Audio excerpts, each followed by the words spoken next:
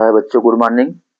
मैं आपके लिए हाई स्कूल हिंदी का एक मॉडल पेपर लाया हूँ, जो आपको मैं इसके माध्यम से कुछ समझाना चाहता हूँ। देखिए, सबसे पहले क्या है, अपना अनुक्रमांक लिखना है, अपना नाम डालना है पेपर में। फिर आपके लिए 15 मिनट, प्रारंभ में 15 मिनट परीक्षार्थियों को प्रश्न पत्र पढ़ने के लिए मिलता है। प्रश्न पत्र 2 खंडों में आ और ब में विभाजित है। इसके बाद मैं आपको जो खंड आ में बहुविकल्पी प्रश्न कौन से बहुविकल्पी प्रश्न हेतु आपको 1 अंक निर्धारित है। मैं इन प्रश्नों के बारे में आपको थोड़ा बहुत जानकारी देना चाहता हूँ। सबसे पहले देखिए, बहुविकल्पी प्रश्न यहाँ खंड आ लिखा हुआ है। पहला प्रश्न है, रस मीमांसा के लेखक कौन है? आचार्य रामचंद्र शुक्ल हैं। रस मीमांसा क्या है? इनकी एक आलोचना है। क्या है? इनकी एक आलोचना है। दूसरा क्वेश्चन पूछ रहा है, तितली कृति की विधा क्या है? विधा का मतलब होता है किस विधा की रचना है। अलंकार, ये नाटक है कि निबंध है, उपन्यास है? तितली उपन्यास है। किसका है? जयशंकर प्रसाद जी का है। किसका है? ये जयशंकर प्रसाद जी का एक उपन्यास है। अगला क्वेश्चन आपके लिए है, डॉक्टर राजेंद्र प्रसाद लेखक हैं, इसमें कौन सी कृति है जिसके लेखक कौन है? डॉक्टर राजेंद्र प्रसाद। गांधी की देन कौन सी है? गांधी की देन के लेखक कौन है? डॉक्टर राजेंद्र प्रसाद हैं। अगला प्रश्न है, साहित्य और कला रचना किसकी है? साहित्य और कला रचना किसकी है? भगवत शरण उपाध्याय की। किसकी है? भगवत शरण उपाध्याय की है। अगला प्रश्न है, शुक्लोत्तर युग के लेखक कौन है? अर्थात शुक्ल युग के बाद के लेखक कौन है? धर्मवीर भारती। कौन है? धर्मवीर भारती है। इनकी एक रचना है, गुनाहों का देवता। अगला प्रश्न है, रीतिकालीन कवि कौन है? रीतिकाल मतलब आदिकाल, मध्यकाल, फिर आता है कौन सा? रीतिकाल। कौन है? पद्माकर है। कौन है? पद्माकर रीतिकालीन कवि है। अगला प्रश्न है, छत्रसाल दशक के रचयिता कौन है? कौन सी? छत्रसाल दशक के रचयिता कौन है? भूषण है। कौन है? भूषण है। भूषण वीर रस के कवि है। किस रस के? वीर रस के कवि भूषण है। अगला प्रश्न है, तार सप्तक के संपादक हैं, कौन है? सच्चिदानंद हीरानंद वात्स्यायन अज्ञे। तार सप्तक का प्रकाशन जो हुआ था वो 1943 में हुआ था। कब? 1943 में हुआ था। तार सप्तक में 7 कवियों की रचनाएं प्रकाशित है। कितनी? 7 कवियों की। अगला प्रश्न है, सुमित्रानंदन पंत की रचना कौन सी है? युगवाणी। कौन सी है?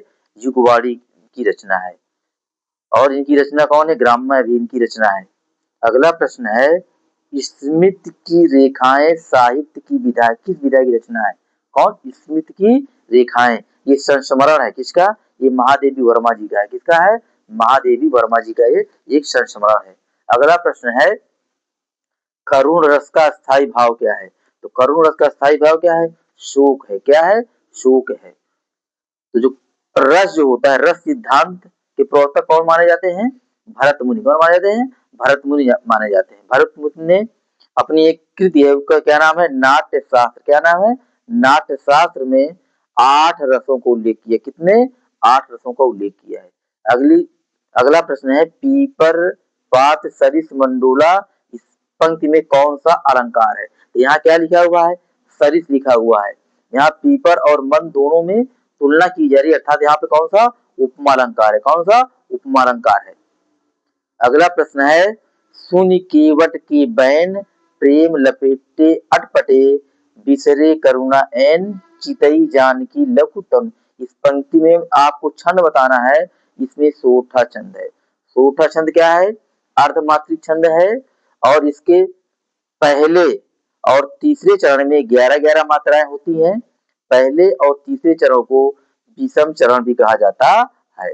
दूसरे और चौथे चरण में इसके 13-13 मात्राएं होती हैं और इसे सम चरण कहा जाता है। पहले तीसरे कौन सा? विषम चरण। दूसरे चौथे को क्या कहते हैं? सम चरण कहते हैं। अगला प्रश्न है, अनुचर शब्द में प्रयुक्त उपसर्ग क्या होता है? तो अनुचर में अनु, कौन सा? अनु उपसर्ग है। उपसर्ग का मतलब होता है वह शब्दांश जो किसी शब्द के पहले जुड़ के उसके अर्थ को बदल देता है। प्रत्यय के प्रकार, प्रत्यय 2 प्रकार के होते हैं। कितने प्रकार के? 2 प्रकार के होते हैं। वेद पुराण में समास है। वेद पुराण में द्वंद्व समास है, क्योंकि वेद और पुराण दोनों क्या है? संज्ञा है। क्या है? दोनों संज्ञा है। प्रमोद शब्द का तत्सम रूप क्या है? प्रमोद है। क्या है? प्रमोद। तत्सम का मतलब होता है संस्कृत के शब्द जो हिंदी में हूबहू आ गए उन्हें तत्सम कहते हैं। तद्भव का मतलब होता है जो परिवर्तन के बाद आए हैं। अगला प्रश्न है,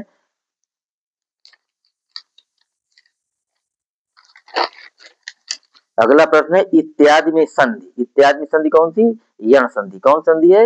यण संधि है। संधि कितने प्रकार की होती है? संधि जो है 3 प्रकार की होती है। कौन सी? स्वर संधि, व्यंजन संधि और विसर्ग संधि। और स्वर संधि के 5 भेद होते हैं। कौन? दीर्घ, गुण, वृद्धि, यण और अयादि। तो ये स्वर संधि का भेद है। किसका? स्वर संधि का भेद है। अगला प्रश्न है फलेन शब्द का वचन एवं विभक्ति है। इसकी हमें वचन बताना है। फलेन जो है वो तृतीया विभक्ति का एक वचन है। क्या है? तृतीया विभक्ति का एक वचन है फलेन शब्द जो है। अगला प्रश्न है अपठम। अपठम धातु जो है इसका वचन और पुरुष क्या है?